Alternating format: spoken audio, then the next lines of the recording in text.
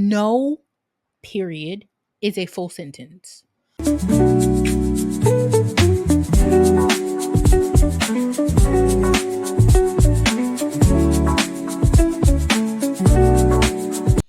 Welcome to Unfiltered Yaps. If this is your first time, thank you for joining me. This is the podcast where we show up for ourselves and for each other. I'm your host, Shanae, and as always, we're going to keep it honest, we're going to keep it messy, and we're going to keep it real. Today's episode, we're going to be talking about boundaries. Why? Because we don't have them. No, just kidding. But the reason I want to do this episode is because I feel like people are always like, oh, you just need to have boundaries, or you should have better boundaries. And I think it's easy to say stuff like that in hindsight or like on the outside. But it's so hard when you aren't teaching people what it even means to have boundaries, what it even looks like. Um, and so, yeah, I wanted to do an episode on that today because this is also something I am working on and working through and making better boundaries for myself. So this week I asked, what are some boundaries you have in place? Um, as someone said, I'm a very jealous partner. I do not keep male friends that have crushes on me because I would be unhappy if my husband kept female friends around that have or have had a crush on him. He doesn't do me like that, so I don't inflict that on him either. I thought that was very interesting because I don't think I would have necessarily saw that as a boundary, but who am I to say what is and what isn't a boundary? And so, cool on both of them to be open about that and to acknowledge that, like, maybe that's not something either one of them want and to be conscious about holding space for the other person. So, that's really nice. I'm not willing to be friends with or date people that are socially conservative. Example, they don't believe in marriage equality, legal abortion, and the like, because fundamentally our values are too different and they likely see myself and the people I love as less than them. Again, something else that I would not have saw as a boundary, but again, I agree with this wholeheartedly. I am very conscious um about things like this. One, as a black woman, I'm particular about having people in my life who don't believe in harmful rhetoric. Again, things like, a woman's right to an abortion. And the reason I picked that is because, like, taking away that right makes it harder for all women, but through data we see that, like, it's statistically harder for black women, because a lot of doctors already don't listen to us and, etc. And so, what if I think for me, I saw it as more of a preference. Like, I prefer not to speak to people who don't have and like, you don't have to believe everything that I believe. Like, I believe in aliens, and it's okay for you not to believe in them. Um, but it's not okay for you to believe that I don't have a right to decide what's best for my body. Like, those are two totally different things. And so, her having this as a boundary, I thought was, you know, more power to you, girl. What are some boundaries you have in place? Don't come, don't come to my house without calling or texting in advance. This is so funny to me, and I think I've really picked this up from my grandma because, like, people would, like, come and ring the bell, and she wouldn't answer. And now in my own home, um, we get a lot of, like, spectrum solicitors in my building, and they will ring the bell at any given time, and I will not answer because I'm not expecting someone to be showing up to my home. So it's like, why? A lot of the times I'm like, oh, they have the wrong door. I'm like, oh, they have the wrong door because I am lucky in that there is nobody in my life that would just show up to my house. Now, one time, my father called himself surprising me, and he got surprised because your girl was not home. She was on a trip. She was o- at the airport on her way somewhere. I can't even remember where I was going. But like outside of that, I don't have people just show up to my home. And granted, in that moment, he wasn't specifically showing up for me, but like didn't say because it was like, oh, surprise, like I'm here. But like I am just very blessed that I don't have people who think they can just show up to my first of all, not too many people even know where I live. So let's start there. But after that, the ones who do know aren't just like, oh, I'm going to show up today and I'm going to hang out with you. So not funny that's a boundary, but like I think more funny for me that like I feel like a lot of millennials have this rule of like don't just show up to my place unannounced. Um No hypocrisy. Don't ask something of me that you wouldn't do for me if I asked the same in return. And that person ate. Okay, that's about to be a boundary for me because how dare you have the audacity to want something from me that you wouldn't give to me in return? And so I think that's really good. I think sometimes people not having boundaries, people will ask things of them. And then when you ask them in return, there's a lot of excuse making or like, things of that nature. And I think a lot of people, when they don't have boundaries, are like, oh no, it's okay. Or like, it makes you feel like, oh, people don't show up for me and, things of that nature. And it's like, no, sweetie, take that and know moving forward. Like, okay, you got me. You got me. I did it for you. I see you're not going to do it for me. Don't ever ask me again because I'm never going to do that for you again. And you move on. What are some boundaries that you have in place? We live in a world where constant availability is the norm, and I think it's killing us. I therefore become unavailable when I feel like it. Obviously, you want to be reachable for emergencies, so yes, that means I sometimes do see a message or call and just don't answer because I don't have to. Let me let me tell y'all something. I am the D&D queen. Okay? I sometimes will wake up on a Saturday and just put my phone on do not disturb for the day because at work I am, I guess, like middle management, and so I'm responsible for people. I'm responsible for, responding to my clients. I have a dog. I'm responsible for, taking care of her.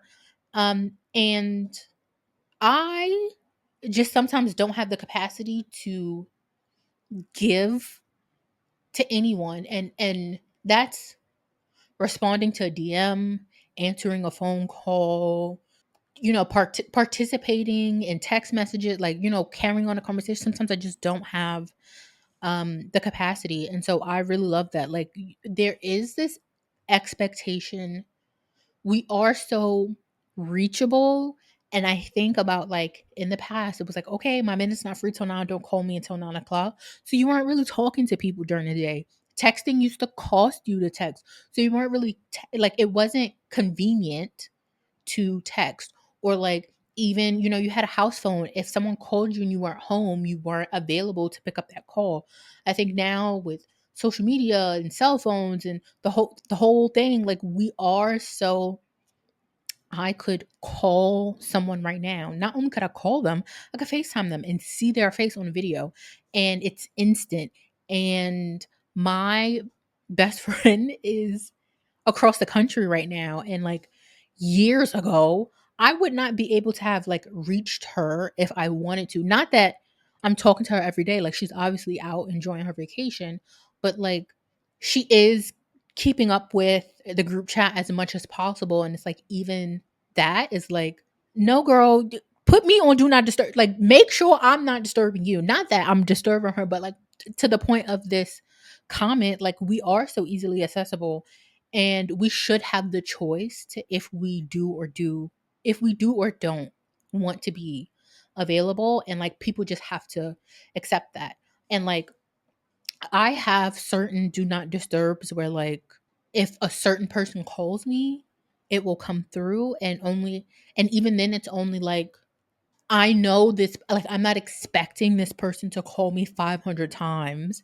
And so if they do call me, it very likely is an emergency. Like don't even call me twice because you're not getting through. Like I have that turned off as well. What are some boundaries you have in place? When I say no, I do not have to explain. I need to get better at that. I mentioned this before in last week's episode. I often feel misunderstood or that I will be misunderstood. And so I'll over explain, even when it's a no. Even if my answer is no, it's like, no, because blah, blah, blah, blah, blah. Like I have to make my no okay. And no, period, is a full sentence. Um, and so I put this response in here for me. I put this response in here for you because we all need to hear that no is an answer and no explanation is needed. Um, what is what are some boundaries you have in place? A rule that I have with my boyfriend is that we never force our significant other, to go to family events if one of us just doesn't want to go. Just say you don't want to, and that's completely fine. Someone responded to that by saying, "My husband and I do this, but it kind of it kind of sucks because he never wants to go. He does like my family.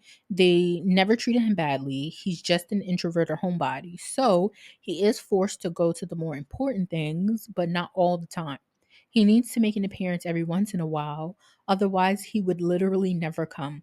I thought both of those together were really good because some people, to the woman's point of like her husband is just an introvert, some people just it's other people's families can be overwhelming to like some people. I think like if you come from a dysfunctional family, or if you deal with like anxiety, or if you are introverted, if you are a homebody, it some people just don't have the social currency sometimes to like interact. And so I really love that like we are partners, and like yes, I have my family and you have your family, but we don't have to beat up each other's asses all the time. Like, we are partners and our relationship is what matters. And, like, yes, I want you to be a part of life with my family, but that doesn't mean that you have to come to everything. Cause, like, sometimes you just don't want to go, or sometimes you have other things that you need to do. And it's like, do I invest my time here, or can I invest my time into myself? And I love that the wife was like, no, some things are non-negotiable, and I agree with that. Some things, if it's just a regular Tuesday night dinner, and like you have to work on some things, then like fine, I'll go alone. But like, I don't know, a wedding, you don't get to you don't get to opt out of that. So I did love that. And I love the follow-up comment. And then the last thing here is, what are some boundaries you have in place? This is not necessarily a boundary per se, but I thought this um comment was really important, especially to the discussion of the rest of this podcast. Is boundaries only exist if there's something on the other side, i.e., a consequence. Otherwise, they're just suggestions. If X, then I will Y. For example, if my time is not respected, I will stop organizing hangouts with a person. A boundary is a line that you don't let other people cross. If they ignore that line and cross it, there should be consequences. Boundaries keep us safe and prevent other people from taking advantage of us. A boundary sets an expectation to the person or an interaction. I put this comment last because I think it does a good job of like rounding out the conversation that I want to have with you guys today around boundaries. And there wasn't any specific moment or thought or story that led me to wanting to have this conversation, but there are patterns about myself that I noticed when it comes to boundaries. Um, I feel like people talk there's a lot of conversation about having boundaries and setting boundaries, and boundaries are for you and they're not for other people. And there's a lot of jargon, but I don't think we're really talking deeply about what it means to have a boundary, to set a boundary, and then what it looks like in like actual practice, how uncomfortable it can be to have a boundary, how dynamics can change, um, and also how, again, going back to that last comment, right now, a lot of my boundaries aren't they don't have consequences. And so, to that person's point, maybe my boundaries are just suggestions, but right now for me, my boundaries are really for myself, about how I interact with people, about how I show up, about the type of energy that I'm providing. And so I'm not explicitly saying, "Oh, if I make plans with you and you show up late, I'm not going to make plans with you ever again." Like, that is going to be on you to make plans. Like, I'm not doing that. I and it is a conversation that I'm continuously having with my therapist. But right now, the boundaries that I have set in my life are for me, about things that I won't do, about lines that I won't cross, because crossing those lines make me uncomfortable, because crossing those lines are detrimental to my mental health. And those are things that I have to deal with. No one else is carrying that burden. And so, to protect myself, the boundary is for me. Um, One example is, I take lunch at work every day. It may not always be the same hour, and I may not always eat something during that hour, but for 1 hour every day, I'm away from my screen. Why? Because if I don't do that, I will sit in front of that screen all day. I will sit in front of that screen all day. I close my laptop around 6:30, I'll say. Don't get me wrong, there are some times where like I do have to work late, or it's easier to work later to like get myself ahead. But when I first started in my career, there was one time that I was at work, I want to say until 11 o'clock at night. Um, and I'm not laughing because I think it's funny. I'm laughing because it's literally insane, especially because I was like an associate. What was I doing at work at 11 o'clock?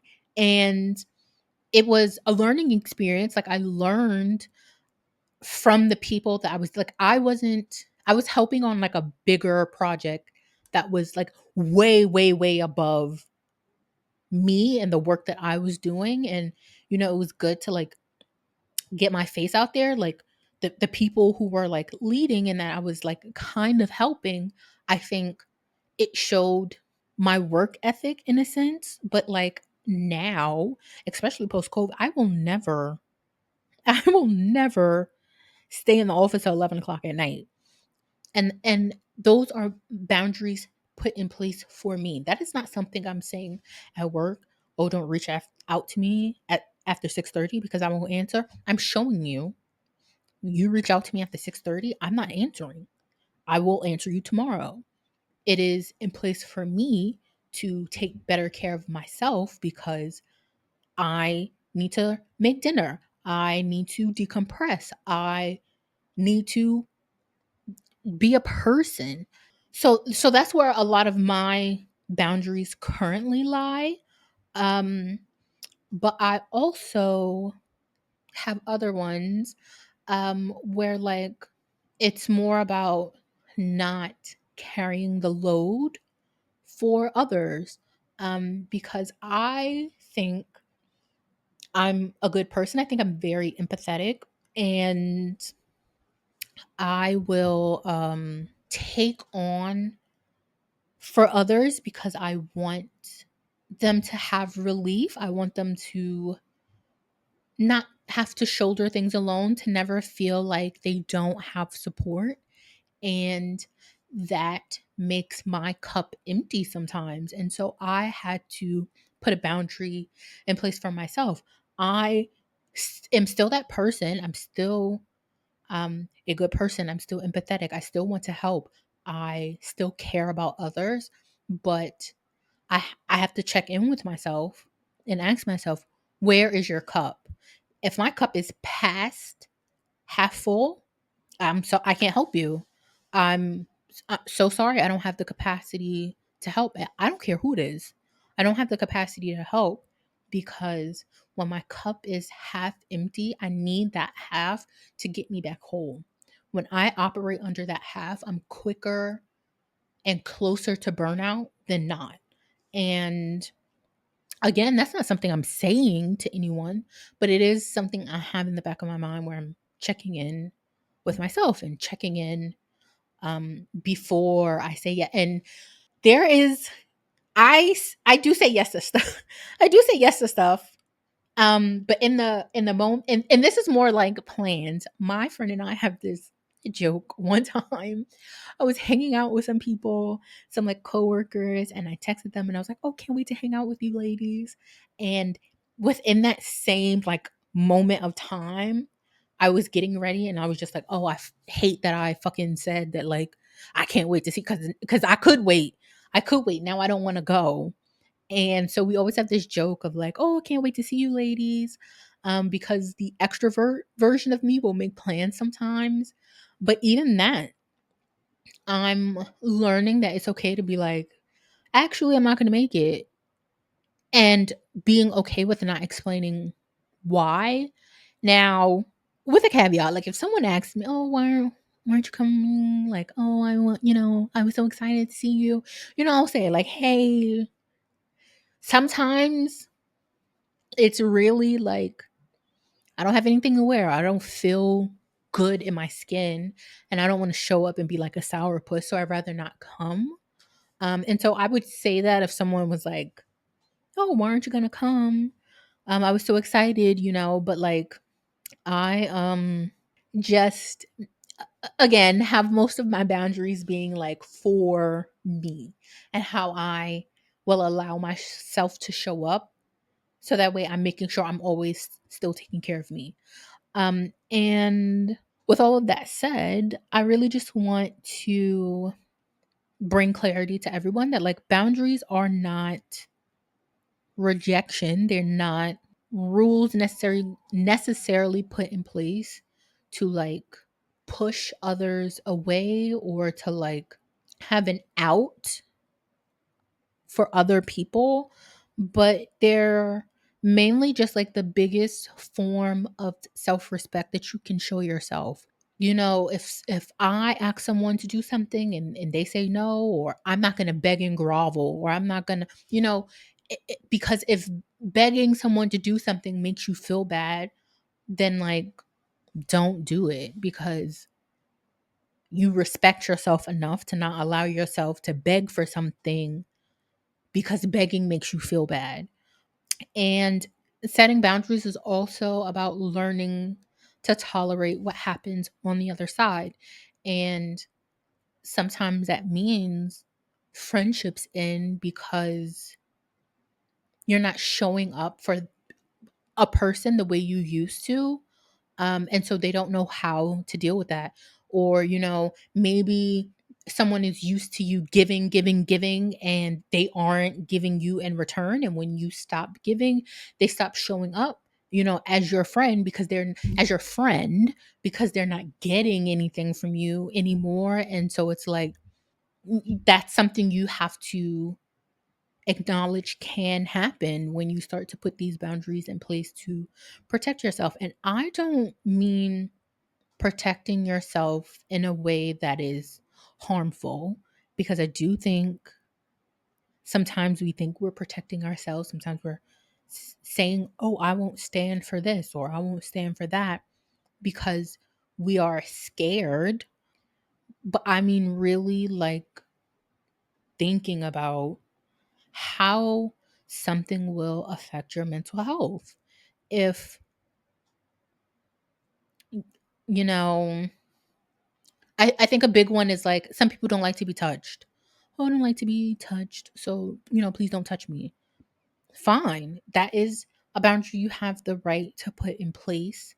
But like, if it's something that's gonna maybe isolate you from allowing people who actually care about you to care about you, then maybe let's not make that a boundary. And I don't have an example of what exactly I mean, but in making boundaries, like I really want you and me to think about how something is protecting you. And is it protecting you or is it putting up a wall?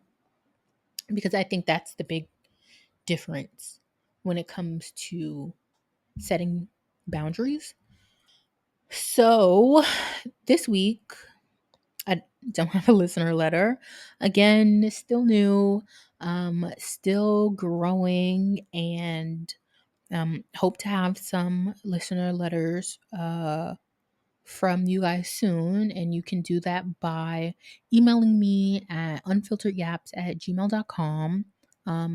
As a reminder, listener letters don't need to be on subject with the topic that I'm discussing.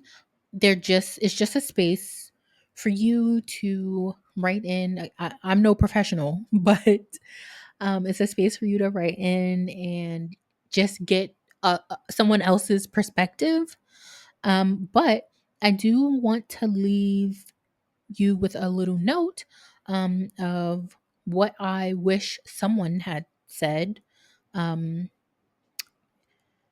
and you know what? Maybe my therapist has said this in a different way, but what I wish someone would have said when I decided I wanted to start setting boundaries, and that is, you're not wrong for choosing yourself. You're not mean for asking for more. If someone makes you feel guilty for protecting your space, they are benefiting from your lack of boundaries. Um, and I hope that resonates with everyone listening. You deserve to protect your peace of mind. And so the journal prompt this week is, what boundary have you been afraid to set?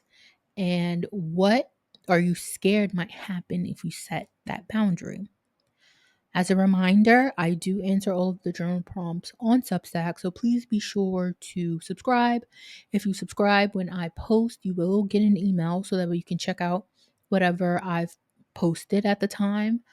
Um, and I also, someone in the comments mentioned a book, The Joy of Being Selfish, that it's a good book for, um, understanding boundaries. There's another book. Um, the title, I should have written down. The title is slipping my mind at the moment, but I will be sure to add it to the notes and talk about it on Substack as well. So again, please be sure you're subscribed so that way you can hear whatever book it is that I'm gonna mention.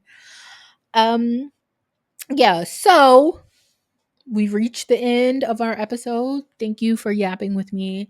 As always, I really enjoy doing this so much. I know I'm still very early on, but this is so much fun for me.